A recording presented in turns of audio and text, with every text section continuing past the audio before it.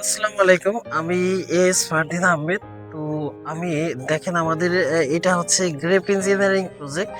তো আমি আপনাদেরকে আজকে একটা বিষয় সম্পর্কে আলোচনা করব, একটা বৈজ্ঞানিক একটা রিসার্চ। এটা এটা হচ্ছে আপনারা একটা জিনিস কি ভেবে দেখেছেন যে আমাদের সব ফল কিন্তু 12 মাসই হয় না। কিছু কিছু ফল এক সিজন, যেমন লিচি এক সিজন হয়। এরপর হচ্ছে আমাদের তারপরে দেখেন যে জাম এক সিজন হয়। আবার আহ, আর অন্য অন্য যেমন কলা 12 মাস পাওয়া যায়। তারপরে হচ্ছে আমাদের আরো কিছু 12 মাসি ফল আছে যেগুলা 12 মাস পাওয়া যায়, এবং আর কিছু ফল আছে এক সিজন পাওয়া যায়। তো এর মূল কারণটা আপনাদের সাথে একটু আলোচনা করি। আমরা কিন্তু একটা জিনিস আহ, আমরা একটা জিনিস জানি যে উদ্ভিদ বিভিন্ন হরমোন দ্বারা নিয়ন্ত্রিত হয়। উদ্ভিদের কয়েকটি বিশেষ হরমোন হচ্ছে auxin, gibberellin, ethylene, abscisic acid. এছাড়া উদ্ভিদের ফুল আসার জন্য একটা হরমোন দায়ী, সেটা হচ্ছে ফ্লোরিজেন হরমোন। তো আমাদের আরো কিছু হরমোন যেগুলা একটু কম প্রয়োজন হয়, তবে অক্সিন, জিবেরেলিন, তারপরে হচ্ছে এই হরমোনগুলা একটু একটু বেশি উদ্ভিদের জন্য শরীরবৃত্তীয় প্রক্রিয়ার জন্য দায়ী। তো আমাদের ক্ষেত্রে কিন্তু একটা জিনিস জানেন যে আমরা কিন্তু মানুষের মতোই উদ্ভিদের প্রাণ আছে। তো আমাদের ভেতরে যে কিছু প্রসেস নিয়ন্ত্রিত হয়, সেটা উদ্ভিদের ভেতরেও নিয়ন্ত্রিত হয়। যেমন আমরা ঘুম থেকে উঠি সকালবেলা, রাতে ঘুমিয়ে পড়ি। তো উদ্ভিদের জন্য উদ্ভিদের ভেতরেও এরকম একটা বডি সাইকেল আছে, যেটা এই টাইম সাইকেলটা উদ্ভিদের ভেতরেও কাজ করে। তো আপনারা অনেকেই জানেন যে আমাদের যেমন লিচির যে সিজনটা এখন মুকুল আসছে, বা আমের যে সিজনটা এখন মুকুল আসছে। আবার কিছু কিছু আম গাছ আছে যে 2-3 বার মুকুল আসে, একদিক দিয়ে আম পাকছে, আর এক দিক দিয়ে হচ্ছে আমের মুকুল আসছে। তো এর মূল কারণটা হচ্ছে আমরা যদি এই যে যে টাইম সাইকেলটা উদ্ভিদ মেইনটেইন করছে। আম গাছ 12 মাসই হয়, আবার এক সিজনের আম গাছের বছরে একবার আম গাছ সেরকমও হয়। তো এর মূল কারণটা হচ্ছে উদ্ভিদের ভেতরে যে ঘড়িটা আছে, সেই ঘড়িটাকে যদি আমরা কোনোভাবে এলোমেলো করে দিতে পারি, তো এই এই এলোমেলো করে অনিয়মিত এই ঘড়িটাকে যদি আমরা এলোমেলো করে দিতে পারি, তো সেক্ষেত্রে কিন্তু একটা উদ্ভিদকে 12 মাসি ফল গাছে পরিণত করা সম্ভব, যদি এটা অত্যন্ত জটিল প্রসেস। এর ভেতরে এটা বিভিন্ন দেশে অনেক বড় বড় অনেক বড় বড় রিসার্চে এই কাজগুলা, যেমন চীনের কিছু প্রতিষ্ঠান আছে, এরপর জাপানি আমেরিকান কিছু প্রতিষ্ঠান আছে যারা এই বিষয়গুলো নিয়ে কাজ করে। যেমন এখন 12 মাসি লিচি চলে আসতেছে আমাদের কাছে। তো আপনারা দেখেন যে এটা কিন্তু প্রায় একটা অসম্ভব ছিল, কারণ আমরা জানি যে লিচির একটা সিজনে হয়, এটা 12 মাসই হয় না। তো এই বিভিন্ন রিসার্চের মাধ্যমে এই যে উদ্ভিদের ভিতরে যে শরীরবৃত্তীয় যে একটা ঘড়ি আছে, এই ঘড়িটাকে এলোমেলো করে দিয়ে এই 12 মাসি লিচি উৎপাদন করা হচ্ছে, বা লিচির চারা তৈরি করা হচ্ছে।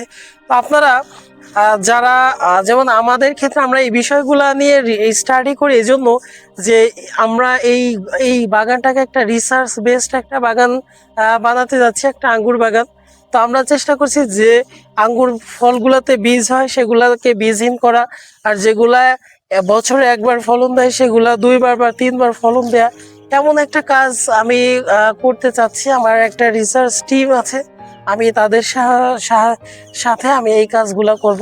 আমি নিজেও রিসার্চে আমি আহ, তো আপনাদের সাথে আমি বিভিন্ন ধরনের বিষয়গুলো নিয়ে আমরা ভবিষ্যতে আলোচনা করবো, যে এই বিষয়গুলা।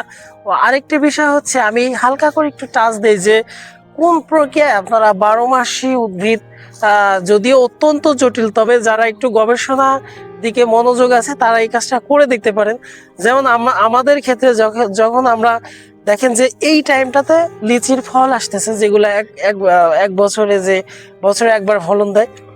তো এই এই বিষয়টাকে এই টাইমে আপনারা আবহাওয়াটা খেয়াল করে দেখেন যে এই টাইমটাতে কিন্তু একটু শীত একটু গরম এরকম ফিল হচ্ছে। তো যদি আমাদের শীত প্রায় শেষ হয়ে যাওয়ার পরপরই এই লিচির এই ফলটা মানে এই মানে লিচুর মুকুল দেখা যাচ্ছে, আমের মুকুল দেখা যাচ্ছে, শীত শেষ হওয়ার সাথে সাথেই দেখা যাচ্ছে। তো আপনারা যদি কোনো একটা বদ্ধ জায়গায় চারিদিকে ঘেরা থাকবে বা বাতাসের নিয়ন্ত্রণ থাকবে, এরকম জায়গাগুলোতে যদি উদ্ভিদকে এরকম পরিবেশ দিতে পারেন, আর যেটা টাইম অনুযায়ী তার যে হরমোন তৈরি হয় সেই হরমোনটা যদি আপনি কৃত্রিমভাবে দিতে পারেন, তো সেক্ষেত্রে রিসার্চের দিক দিয়ে আপনারা এই দিক দিয়ে এগোতে পারেন। তো আমরা এই জায়গাগুলোতে আমরা এই চেষ্টাটা চালাবো। যদি আমরা প্রিপেয়ার হতে আরেকটু সময় লাগছে, তো আমাদের এইদিকে একটা জায়গা আমরা রেখেছি যেখানে আপাতত আমরা আঙ্গুরের চারা উৎপাদনের ক্ষেত্রে ব্যবহার করছি। আমরা এই জায়গাটাতে আমাদের একটা ল্যাব বানানোর একটা ইচ্ছা আছে। আর তাছাড়াও আমি এইখানে নতুন নতুন আঙ্গুরের জাত উদ্ভাবনের জন্য এখানে কাজ করব। যেহেতু আমার এখানে 204টি ভ্যারাইটি আছে, তো আমি এই ভ্যারাইটিগুলোর মাধ্যমে অন্য নতুন ভ্যারাইটি সৃষ্টির জন্য আমি এটা কাজ করে যাব। বাকিটা আল্লাহ তাআলার ইচ্ছা, যদি আমাকে সেই সামর্থ্যটা দেয় আল্লাহ, তো আমি চেষ্টা করব যে কয়েকটি আঙ্গুরের কয়েকটি নতুন ভ্যারাইটি নিয়ে আসে যেগুলো বাংলাদেশের আবহাওয়ার জন্য উপযোগী। তো এবং সিডলেস, যেমন আমাদের দেশে বাইকুনুর যে আঙ্গুরটা আছে সেটা কিন্তু সেটা খুব ধরে এবং বাণিজ্যিকভাবে ভালো, তবে তার ভিতরে বীজ হচ্ছে। আমি চেষ্টা করছি যে আমার যতটুকু আল্লাহ তাআলা জ্ঞান দিয়েছেন এবং আমার যারা সহযোগী আছেন, সহযোদ্ধা ভাইয়েরা আছেন, তারা আমার সাথে এই জাতগুলা বীজহীন করা এবং 12 মাসি জাতে উদ্ভাবন করা নিয়ে একটু কাজ করে যাব।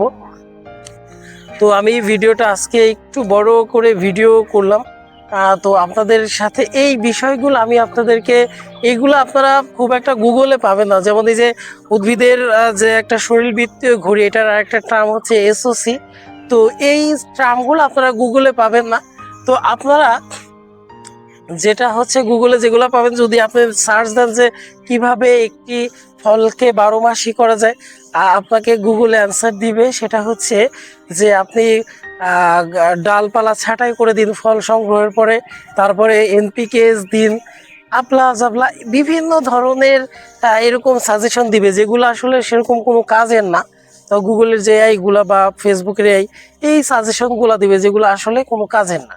তো আপনার এই বিষয়গুলা খুব একটা সাধারণত বই পুস্তকে থাকে না, এগুলা প্রচুর স্টাডির মাধ্যমে এই জিনিসগুলা খুঁজে পাওয়া যায়। তো আমি আশা করি আপনাদেরকে এই চ্যানেলের মাধ্যমে আমি আপনাদেরকে অনেক বিষয় সম্পর্কে ধারণা দিয়ে থাকি যেগুলো আপনারা হাতের কাছে খুব একটা পান না। তো আপনারা আমার চ্যানেলটিকে রেগুলার ভিডিও দেখেন কিন্তু বেশিরভাগই সাবস্ক্রাইব করেন না বা স্কিপ করে যান। আমি আশা করি যদি এই চ্যানেলটিকে সাবস্ক্রাইব করেন, সেক্ষেত্রে আমাকে আরও অনেক ভিডিও তৈরিতে উৎসাহিত করবে। যেমন আমার এই যে এই ভিডিওগুলো কোনো স্পন্সরশিপ না, বা আমার এই চ্যানেল থেকে আমার কোনো ডলার ইনকাম হয় না। তো আমি আপনারা যারা কৃষির ক্ষেত্রে যারা আগ্রহী বা ছাদ বাগানি আছে, আমি তাদের জন্য এই ভিডিও বানাই। তো আপনারা দেখেন যে আমি ইউনিভার্সিটিতে শিক্ষক, পাশাপাশি আমি রোবোটিক্সে গবেষণায় আছি। তবুও আমি এর পেছনে আমি সময় দিচ্ছি, কারণ আমার আমার চ্যানেলের মাধ্যমে যদি আপনারা উপকৃত হন, সেক্ষেত্রে সেটা আমার জন্য একটা পরম পাওয়া। আমার এই চ্যানেলের মাধ্যমে যদি আপনারা আপনাদের বাগান করার ক্ষেত্রে, যেহেতু এই কৃষির বাগানগুলা কিন্তু একটা শখের বিষয়, তো যদি আপনারা কোনোভাবে আমার এই চ্যানেলটা আপনার জন্য হেল্পফুল হয়, সেক্ষেত্রে সেটা আমার জন্য পরম পাওয়া। আপনারা এই চ্যানেলটিকে সাবস্ক্রাইব করুন। আমি আশা করি আপনাদেরকে আরও অনেক বিষয় আমি টিপস দিতে পারবো। আপনারা দেখবেন যে আমি সিরিজ ভিডিও বানাচ্ছি বিভিন্ন ওষুধ সম্পর্কে, এরপর হরমোন সম্পর্কে, সার সম্পর্কে। তো এগুলার জন্য কিন্তু আমাকে কাজ করতে হয়। যেমন আমি এইখানে স্প্রে করে দেখতে হয় যে এই ওষুধটা কিভাবে কাজ করছে।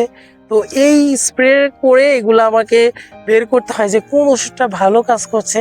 আমি তারপর আপনাদেরকে সাজেস্ট করে থাকি যে এই ওষুধটা এরকম ভালো কাজ করেছে। তো আমি অনেক লম্বা একটা ভিডিও আজকে তৈরি করেছি। আমি সাধারণত খুব একটা বড় ভিডিও বানাই না, তবে আজকের ভিডিওটা আমি আপনাদের জন্য স্পেশাল করলাম, যেহেতু আপনারা অনেকে কৃষিকাজের ক্ষেত্রে জড়িত, অনেকে রিসার্চ করতে চান কিন্তু এই প্রসেস জানেন না। তো আমি আজকে এখানেই বিদায় নিচ্ছি। আমি পরবর্তী কোনো একটা ভিডিওতে পরবর্তী কোনো একটা বিষয় নিয়ে আপনাদের সাথে আলোচনা করব। আমি S Fardin Ahmed, grape engineering থেকে মাহে রমজানের শুভেচ্ছা জানিয়ে সবাইয়ের কাছ থেকে বিদায় নিচ্ছি। আল্লাহ হাফিজ, আসসালামু আলাইকুম।